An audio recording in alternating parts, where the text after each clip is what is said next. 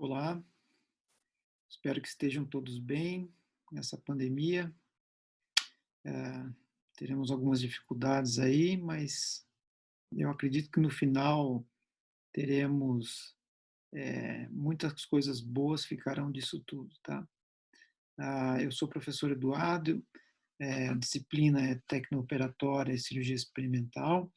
Nós vamos falar hoje sobre drenos e sondas. Então, como conceito, os drenos são tubos ou lâminas de tecido mole, maleáveis, de lume único ou múltiplo, de calibre e tamanhos variados, que se destinam a retirar secreções de uma cavidade e pode estar associado ou não à irrigação combinada. Então, ele pode ser tanto usado de forma terapêutica quanto de forma profilática. Então, nessa definição, a gente percebe que eles podem ser de diferentes tamanhos, calibres e materiais diferentes. O objetivo é, de acordo com cada cavidade, poder ser o mais eficiente possível. Então, aqui a gente tem a classificação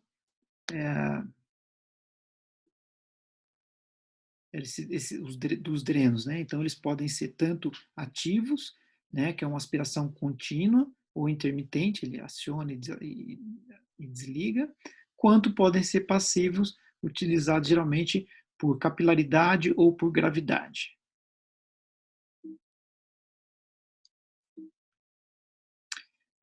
Quanto ao material, como eu disse anteriormente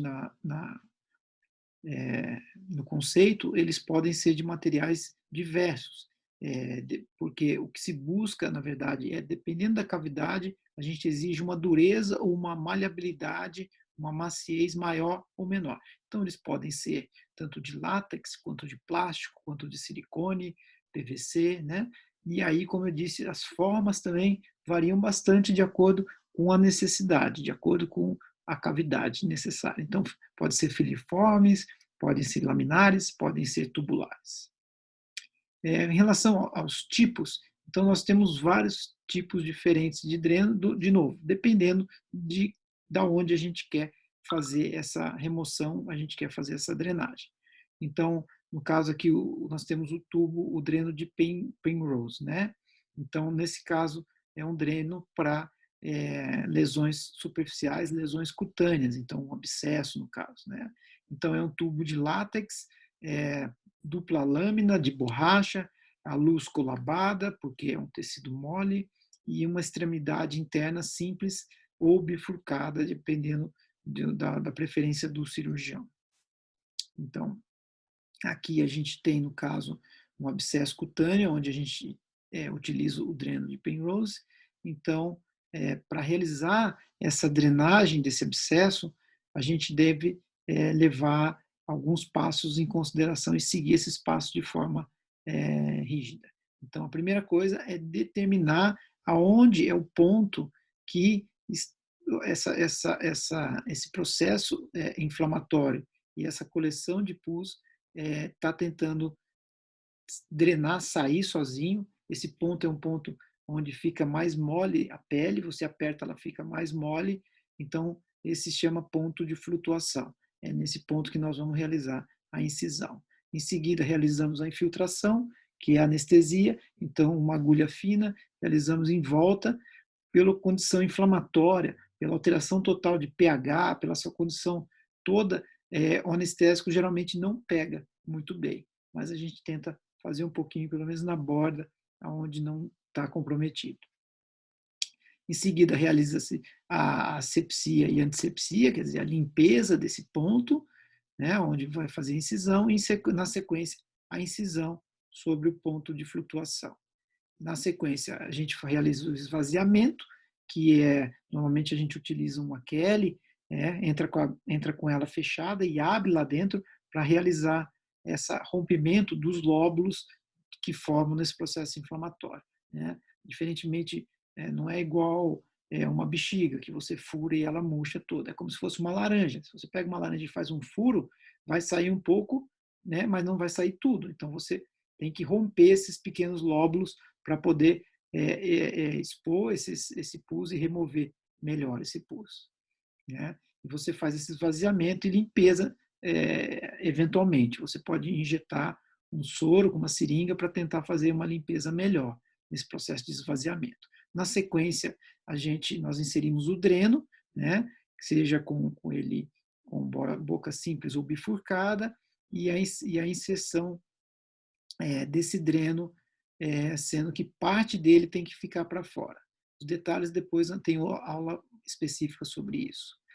E esse dreno deve ser fixado na incisão da pele para que não corra ou que ele entre completamente para dentro da cavidade ou que ele saia.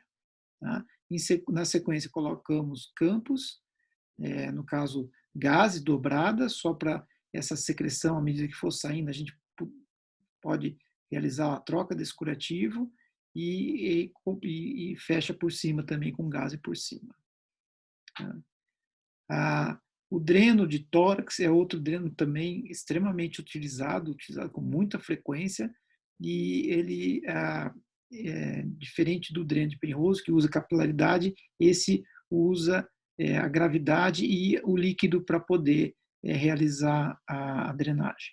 Então, as indicações do dreno de tórax principais são presença de ou líquido ou ar entre o pulmão e a cavidade torácica. Né? Então, você tem, no caso, o hemotórax, que é hemorragia, que é sangue na cavidade torácica, o pneumotórax, que é ar, né? Ou casos pós-operatórios, em que você provoca uma cirurgia cardíaca, que você tem que abrir a caixa torácica e você vai provocar aumentar a presença de ar dentro da cavidade, e o processo cicatricial também vai gerar formação de líquidos, né, de secreções, e você quer drenar toda essa secreção que vai ser formada no pós-operatório. Então, para esse dreno de tórax, nós utilizamos um frasco, uma tampa com 2 tubos, um mais comprido e um mais curto. Pode-se usar qualquer líquido que tenha à mão na enfermaria, então pode ser tanto água destilada, quanto soro fisiológico, quanto Ringer lactato, né? E a ideia é colocar de forma a cobrir em torno de 2 a 3 centímetros o tubo mais longo. O ponto de incisão é muito importante também na drenagem de tórax, então a gente cria o que a gente chama de triângulo da segurança, que compõe a linha do mamilo entre o espaço intercostal, o quinto e sexto espaço intercostal, e a linha axilar. Né? Então você tem esse triângulo nessa região que você deve fazer a incisão. E como que é feita essa incisão? Então, a gente demarca o local que a gente vai querer fazer essa incisão, realiza uma asepsia, antisepsia, e aí faz a incisão. É necessário, nesse caso, como a incisão é maior, é grande, uma infiltraçãozinha de anestésico, e a incisão se faz no sentido das costelas. Né?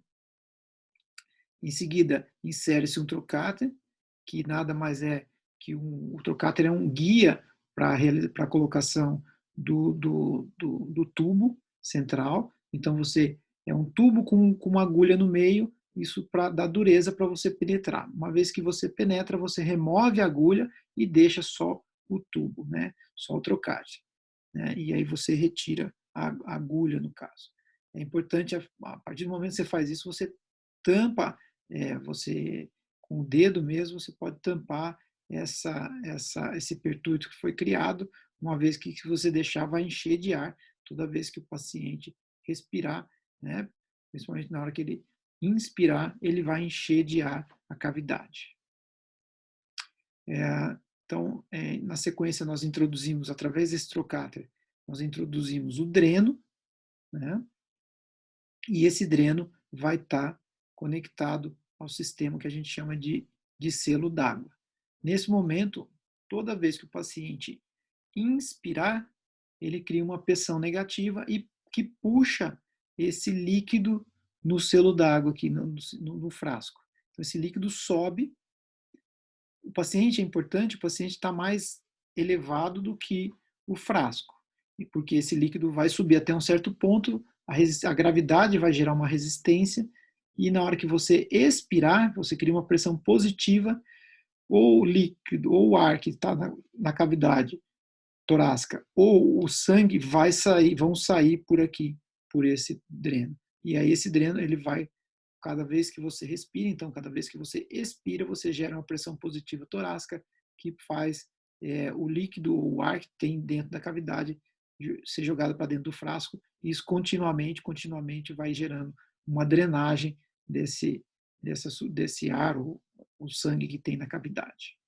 Na sequência, devemos fixar esse dreno na pele, da onde foi introduzido, para, além de fechar a incisão, não deixar esse dreno correr, ou você perder o dreno ou entrar muito dreno para dentro da cavidade. Em relação às sondas, então, como conceito, nós temos que são dispositivos colocados na luz dos órgãos, para obtenção ou drenagem do seu conteúdo, ou administração também de substâncias. Então, a diferença é que o dreno, nós criamos uma cavidade. É uma cavidade, vamos dizer, subjetiva. Na sonda, nós introduzimos a sonda quando a gente colocando a sonda dentro da luz de órgãos. Então, dentro do estômago, dentro da vesícula, né, da bexiga, né? Isso pode se dar de forma não cruenta ou cruenta. Você pode fazer entubar o paciente e passar uma sonda até o pulmão, né, até o estômago, ou você pode fazer uma traqueostomia, que é uma forma cruenta de fazer. Então, nós vamos ver mais para frente.